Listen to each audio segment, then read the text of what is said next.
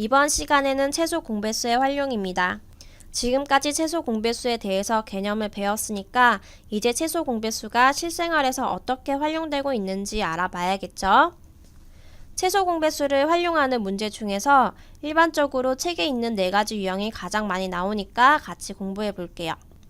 첫 번째, 동시에 출발한 뒤 처음으로 다시 만나는 시각을 구하는 문제.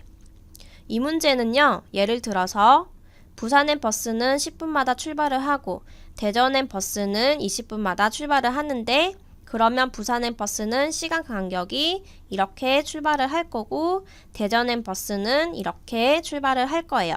동시에 출발한 시각이 만약에 오전 8시라고 하면 다시 동시에 출발하게 되는 시각은 20분 후인 8시 20분, 오전 8시 20분이 되겠죠. 이렇게 그림으로 그리지 않고 10분과 20분의 최소 공배수가 20이니까 20분 뒤에 또 처음으로 다시 동시에 출발하겠구나 생각해 줄 수 있겠나요?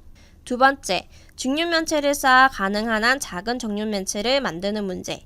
이 유형은 간단하게 직육면체가 아니고 직사각형을 붙여서 가장 작은 정사각형을 만드는 문제부터 먼저 생각해 볼게요. 이런 작은 직사각형이 있는데 얘를 여러 개 이어 붙여서 정사각형을 만들 거예요. 그럼 만들어지는 정사각형의 가로의 길이는 처음 직사각형의 가로의 길이의 배수가 되고, 세로의 길이도 마찬가지로 처음 직사각형의 세로의 길이의 배수가 되겠죠. 그런데 정사각형이니까 가로의 길이와 세로의 길이가 같아야 하죠.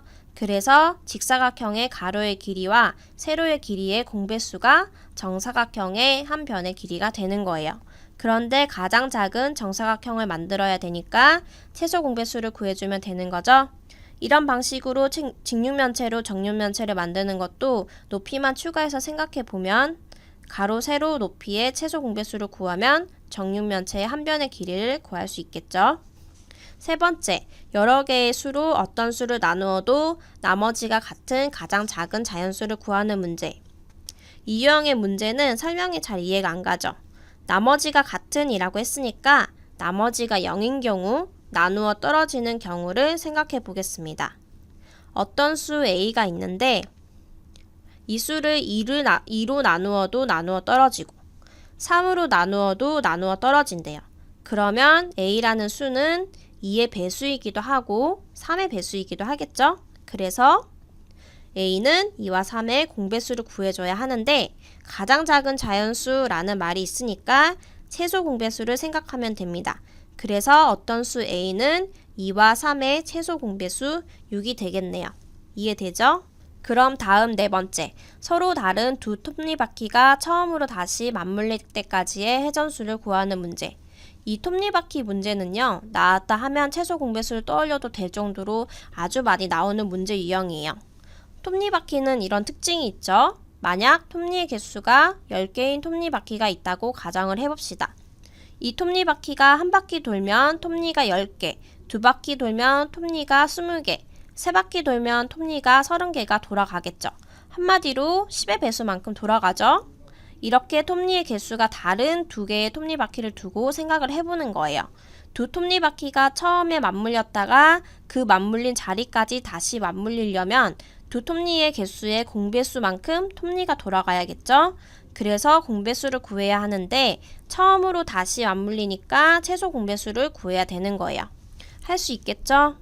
자, 이렇게 4가지 유형을 살펴봤는데요.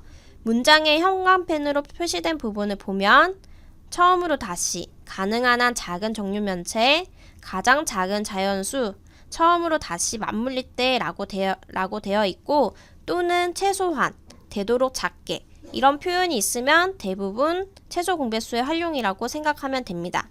이런 문장이 나온다고 모두 최소 공배수의 활용 문제는 아니고 대부분 그렇다는 거니까 무조건 외우기보다는 문장을 이해하고 풀 수 있도록 하시기 바랍니다.